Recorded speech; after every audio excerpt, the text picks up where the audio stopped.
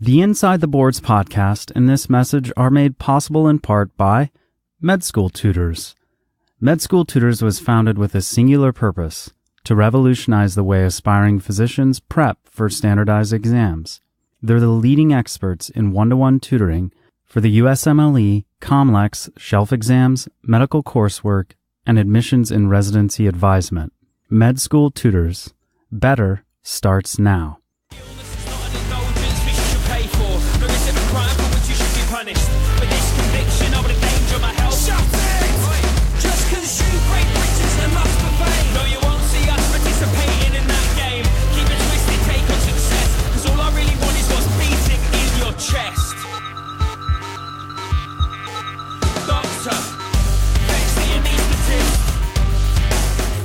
Welcome to the Inside the Boards podcast, the podcast dedicated to helping you learn to think like a question writer so you can study smarter, not harder, and succeed in medical school. Hey everyone, I am Patrick Beeman, your host. Today is one of the best question dissections that we have done on the Inside the Boards podcast. I will warn you at the beginning for about 2 minutes, there's a few kind of like popping sounds that do go away in the subsequent recording during the question dissection. So fair warning, and I apologize, but it is what it is. This question breakdown is applicable for really any level of the boards, whether it's step 1, step 2, step 3, or even your shelf exams. So this is a fairly widely applicable show today, and if you like it, as always, I will say please share with your friends. Just click the episode you're listening to now if you are not driving, and hit share on Facebook, Twitter, whatever social media you use, or consider sending it to a friend. And finally, I will say, don't forget about our second channel, the Inside the Boards Study Smarter channel. Not only is that channel going to be the place where we house content related to our Step 1 Study Smarter series, but that is also where we are going to put our Step 2 Study Smarter series. And as well, for you new first years, second years out there, that channel is where we're going to be putting a lot of the ongoing sort of first year level, second year level stuff to help you during your med school coursework. So don't forget about that. Just search your favorite podcatcher for Inside the Boards Study Smarter. Today we have Brian Radavansky from MedSchoolTutors. Brian, I will let you go ahead and introduce yourself. I'm Brian. I am currently undergoing my anesthesia residency over at Hospital University of Pennsylvania. I'm in my final year there, and we'll be going on to do a cardiothoracic fellowship in anesthesia. I've been working with MedSchoolTutors all the way since medical school myself. Right after I finished Step 1 and Step 2, I said, I love tests more than the next person in a kind of creepy, horrible way. So maybe I can sublimate that into being able to help people out along the way.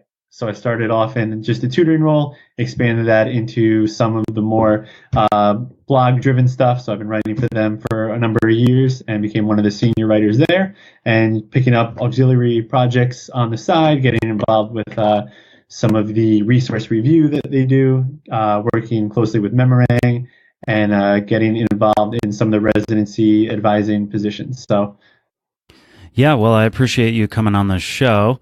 We actually recently featured Dr. Radavansky's article on the Inside the Boards audio blog series that we're doing with MedSchoolTutors. His article was 7 Proven Techniques to Manage USMLE Test Anxiety. So that's well worth checking out. Brian, why don't we just get right into the content? Yeah, my pleasure. Happy to be here. Well, let's get into it. To situate your participation today within a larger context and in continuity with the last thing we featured from you regarding the 7 proven techniques to manage USMLE test anxiety. Today you are here to approach a question, to do a question breakdown. And in my mind, really dissecting and analyzing questions, which has been the basis of our platform, is one of the ways to demystify the whole standardized testing kind of experience. And I think once you get to the root causes of these things, probably does help people with some of their test anxiety. I don't know. What are your thoughts on that more generally? Yeah, I think that so much of the struggles with Usmle tests are not from the medical knowledge basis so much as here's this enormous thing with tons of gravity and 7-8 hours long and hundreds of questions and all of your medical school combined right there into this couple hours, get it done right. So once you step away from that and realize, hey, this is just another day of answering questions like I've been doing every day for the last 5, 6, 8 weeks. Once you put together a framework and have the same approach to all sorts of questions as opposed to just taking each one as they come and knowing the angle that you're getting into, I think that really helps to give you like the right direction and just, like you say, demystify all the scariness behind these questions. And is this like question dissection skill that you've demonstrated with your blog articles? Is that something you're able to learn? Is that something that you teach in your work with MedSchoolTutors? So it is definitely something that when I'm sitting down with students, especially in the sessions that we do early on, we say, I want you to take me through this question, and you, student, tell me as you're going through this, what thoughts are coming up in your mind? How are you going through this? And there's a lot of different schools of thought on this, where some students are jumping to the answers first so that kind of reframes the way they look at it. Whereas I think when you get any of these questions, so much important information is contained right there in that first sentence, where you get your demographic, you get your chief complaint. And I find that should really be what sets the framework. So sometimes I'm kind of turning things right side up again for students and their approaches. And I really think that a slow approach starting from that first sentence is the only way to begin. I'm going to read the stem. You can treat me like a student that you're tutoring. All right, fair enough. All right, so the first one we have is actually a published article that you have, a question breakdown, which you can find in the show notes. A young woman with fever and oliguria. So a 24-year-old female with no past medical history presents to her primary care doctor complaining of a fever. The fever started 2 days ago, though she was unable to take temperatures at home and has just felt hot. Review of systems is positive for fatigue, arthralgias, and decreased urine output in the last day or so. Can I stop you already, Patrick? Absolutely. Is this the way that you want to do it, a little back and forth? Because yeah, definitely. Yeah, if I knew that, I would have even stopped you after you completed the first sentence, because even in that single sentence, you have something relatively remarkable, especially in the scheme of hospital medicine, especially in the scheme of your day-to-day patients. It's somewhat odd, unless you're in the primary care practice, to have a 24-year-old patient in and of itself. So many of the patients that we see in these vignettes are 50s, 60s, 70s. They've had decades to start building up comorbid diseases, which are driving whatever disease process they're suffering from. So even in this single sentence, you see we have a 24-year-old female. She doesn't have any baggage coming with her. She is otherwise healthy, and now she has a new complaint. So that right there kind of points you in one direction, one spot in your mind, as opposed to that 68-year-old male with diabetes, hypertension, and a suffering heart. And I guess that is really part of doing these dissections, because as you come out of the gate, 24-year-old female, no past medical history, you're right, does say a lot. You know that any cause of fever that she has is not going to be due to a chronic disease, and you're going to be looking for, I guess, notable items that point you towards a system to focus in on to get the diagnosis, et cetera, et cetera. Yeah, one more thing I want to say, though, is in the heat of your question block, when you're doing your NBME or your actual step 1, step 2 exams, is you complete your question, you say, all right, I'm going with answer B, you go on to the next question, you're still kind of jazzed up from the question before, and this first sentence can sometimes get lost in that when you are still kind of taking that sigh from the previous question, and you end up saying, okay, a 24-year-old, somebody has this problem, she's at the doctor. And not until the third, fourth, fifth sentence, or even sometimes when you get to the lab values, is your brain actually focused on this question? So that's why I think it is so important to take that full breath, pause in between questions. And when you go on to the next question, you approach it, okay, I'm fresh. What's going on in sentence 1 here? So next sentence, the fever started 2 days ago, though she was unable to take temperatures at home and has just felt hot. Review of systems is positive for fatigue, arthralgias, and decreased urine output in the last day or so. Every time you go through these, you want to say, what is really jumping out at me? Which of these is kind of expected, not so important, not so unexpected, and what is most remarkable? So when you have this sentence, we get a time course for this. So this has been going on for 2 days. So we know it's at least in this kind of acute, subacute phase. It's not like weeks of fever or a month of fever where you're thinking of a more chronic indolent process. The other thing that at least jumps out at me is decreased urine output, because that's something that not too many people would notice outside of being trapped in the OR and you say, man, I haven't had anything to drink in the last 12 hours and haven't gone to the bathroom. But when you have a patient who says, yeah, I noticed that I'm peeing less, that is a relatively remarkable finding for you to actually notice it, and not in the setting of knowing that you're dehydrated, knowing that there's a good reason for it. That really jumps out at me here. And then to continue, she recently completed a course of trimethoprim-sulfamethoxazole for an uncomplicated urinary tract infection.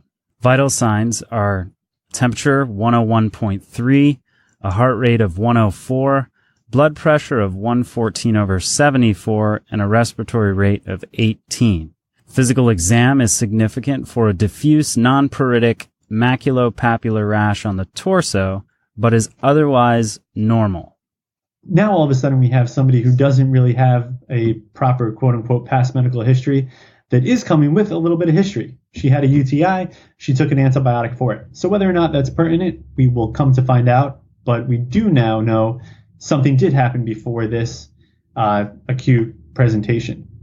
And then as we look at the vitals, anything jump out at you there, Patrick? The value of her fever and her heart rate. Yeah, so whereas in the subjective complaints, she hadn't taken a temperature at home, she just complained of feeling hot. Now we have some objective data. Yes, she does indeed have a measurable fever and slightly tachycardic, which is pretty expected in the setting of an elevated temperature. And then just looking at her respiratory rate, her blood pressure, some reassuring signs that we're not going down that route of being septic or having other organ systems fail. And she also has this diffuse non-pruritic maculopapular rash. Right. So definitely a big physical exam finding. We don't really see too much else mentioned on physical exam. So we'll have to keep that in mind. Obviously, rash is somewhat nonspecific in that so many different things can cause rashes. So we'll have to see what information we get further to try to get an etiology for it. All right. So on to the labs. So her sodium is 141, potassium is 4.4, chloride 99, bicarb 23, BUN of 30, creatinine of 2.1, and a glucose of 102. Mm-hmm. One thing out there I think jumps more than the rest, whether or not you have your lab values memorized. Anything jump out at you? I would say the creatinine. Right. And so it's you'll get in the habit, whether or not students are there, of starting to memorize your normal values. Don't get hung up on it and sit there with your chart and try to internalize them. But as you do more and more and more of these questions, as you treat more and more patients throughout your clerkships and do more vignettes, you'll get a sense for what lab values are totally out of the range. And for an otherwise healthy 24-year-old female, that creatinine of 2 really jumps out as something is going on with her kidneys. We are in probably an AKI, an acute kidney injury, assuming that we don't have any reason for this to be chronic, in which she doesn't have any past medical history, so it almost certainly is acute. Yep. And then her urinalysis shows pyuria with many eosinophils and no bacteria. So our interrogatory is, what is the most likely etiology of this patient's chemistry abnormalities? I guess that harks back to what you had just said. What are those chemistry abnormalities? The chief one is this creatinine. Actually, it's really the only one, right? Yeah. Mm-hmm. And if we go go to the urinalysis, we know we have a kidney injury, and hopefully the urinalysis will start to point us to a cause of that in combination, as always, with history and physical. So does that urinalysis scream anything at you? I haven't looked at the answer choices yet. Eosinophils, I know, is going to be important, and the fact that there is currently no bacteria. Right. And eosinophils in general, whether they are found in the serum or whether they are found in urine, generally point to something on the allergic spectrum. Yep.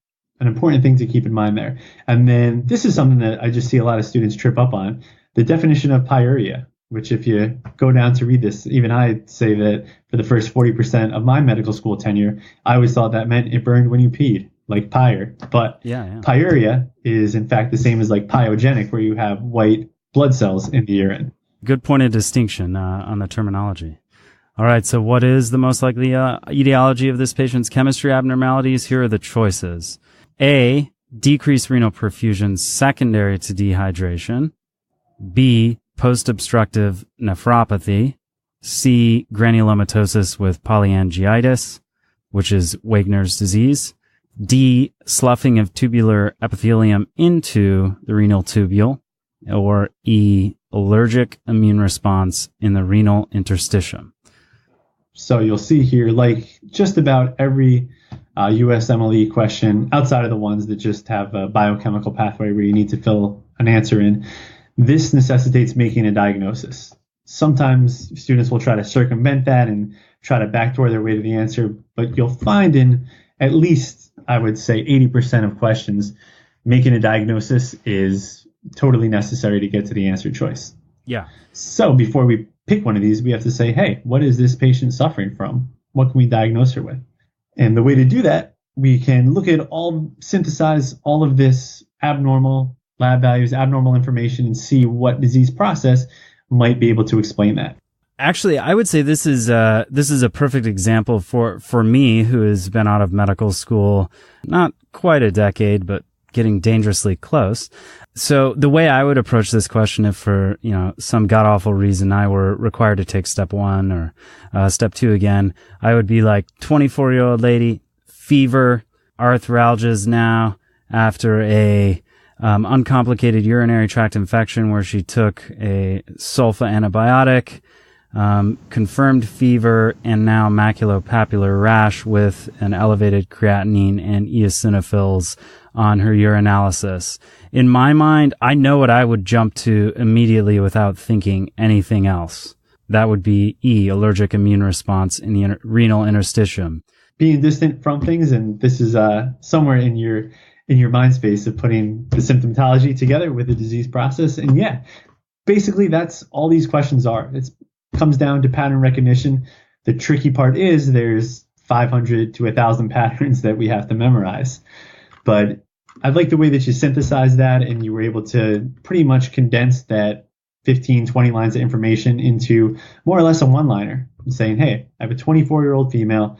She doesn't have any past medical history. She has a recent UTI, took an antibiotic, now has a fever, a rash, and joint pain. Sounds like probably interstitial nephritis. I don't know if a lot of non-medicine, non-nephrology, and some other specialty people would be able to articulate interstitial nephritis, as they go through a question like this. I don't know if I could without having a multiple choice answer right now. That's important because although you do have to have a diagnosis most of the time on these questions, sometimes you learn clinical judgment. And you're able to, not sometimes, this is kind of the point of a medical education, right? Mm-hmm. Yeah. And I know that, there's something allergic going on.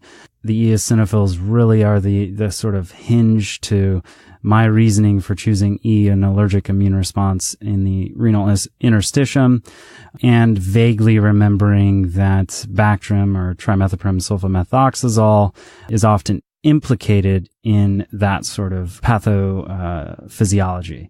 Just one other perhaps side comment, especially when you rotate as a third-year medical student, I would say that you often feel like, man, what am I even doing here watching like my resident, my intern, my attending write a note all day long. And then I spend 10, 20 minutes each day, maybe presenting a patient.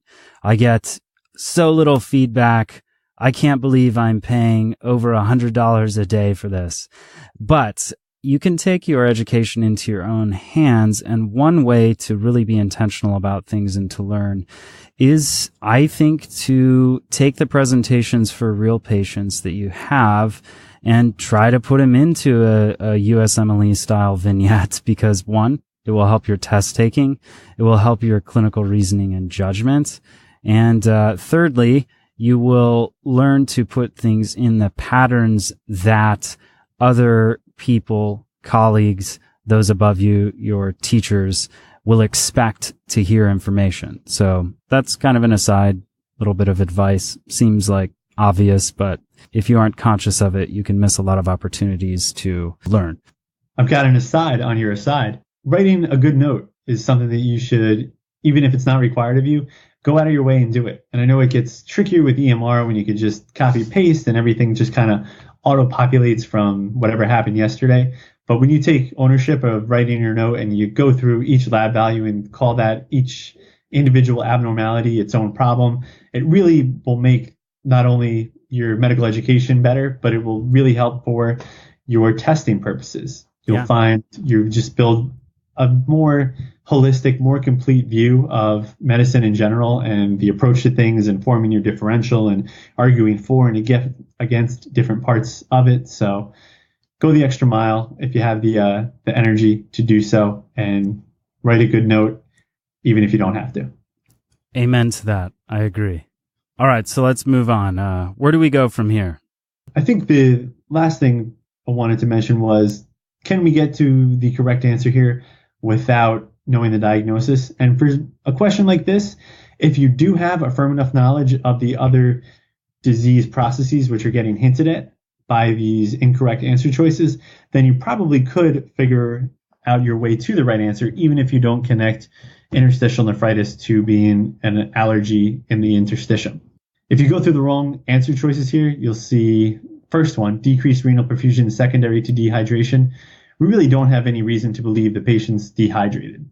Main people that are going to be dehydrated, you're thinking GI losses, you're thinking that nursing home patient who is maybe bedbound and doesn't really have access to go get a drink when they're thirsty. When you look at the post-obstructive nephropathy, that in itself, as far as a cause of kidney injury, is relatively rare. We need to have some sort of process that's blocking either both ureters, or if you have such bad prostate hyperplasia that the prostatic urethra is blocked, your entire collecting system needs to be more or less shut down for this to really track its way into both kidneys. As we look at Wegener's, that has its own presentation, and usually we have some sort of respiratory issue with this form of vasculitis, where you have a sinusitis or some sort of pulmonary hemorrhage. And then the last one, which is probably the most attractive of the incorrect ones, sloughing of tubular epithelium into the tubule. That's just your general definition for ATN, acute tubular necrosis. And while that can sometimes have an overlap to a prerenal syndrome and is definitely a cause of intrarenal, doesn't quite fit the bill of this one, where we have a definite allergy occurring in the interstitium. If I'm not incorrect, I'll be kind of demure here.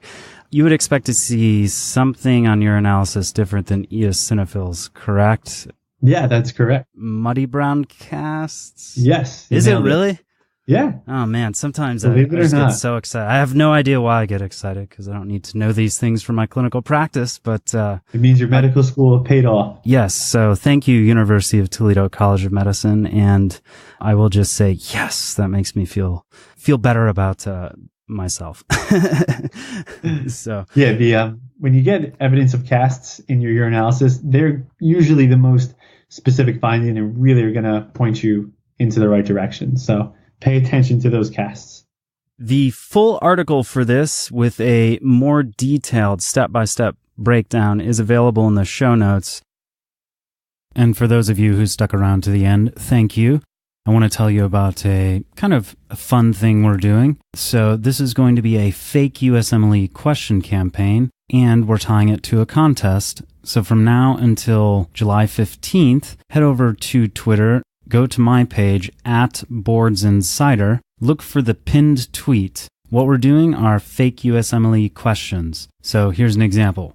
If Deadpool were in a USMLE question vignette, his most likely diagnosis would be A, dissociative identity disorder, B, bipolar disease, C, antisocial personality disorder, or D, other. So here are the contest rules. You want to tag the character on Twitter. For instance, Deadpool is at DeadpoolMovie in the question vignette, and just set it up like if the character were in a USMLE question vignette, his most likely diagnosis would be, and then make a Twitter poll, pick 4 answer choices, and tag Inside the Boards, as well as Gomerblog. That's at Boards Insider and at Gomerblog. And then finally, use the hashtag FakeUSMLE. The most creative fake USMLE question will get a 1-year subscription to our all audio Q bank for free. We'll have fun while doing it, maybe learn something, I don't know. It was just something that I thought would be a lot of fun, and you can also do it on other social media, I guess Reddit, Facebook, and Instagram, where on each platform we are at Inside the Boards, or you can just send us an email to info@insidetheboards.com if you would like to contribute to the fake USMLE campaign. Thank you for listening. Thanks to Rao Reynolds and Enter Shikari for letting us use the track Anesthetist off the 2015 album, The Mind Suite. We'll see you back next week for some more high-yield learning.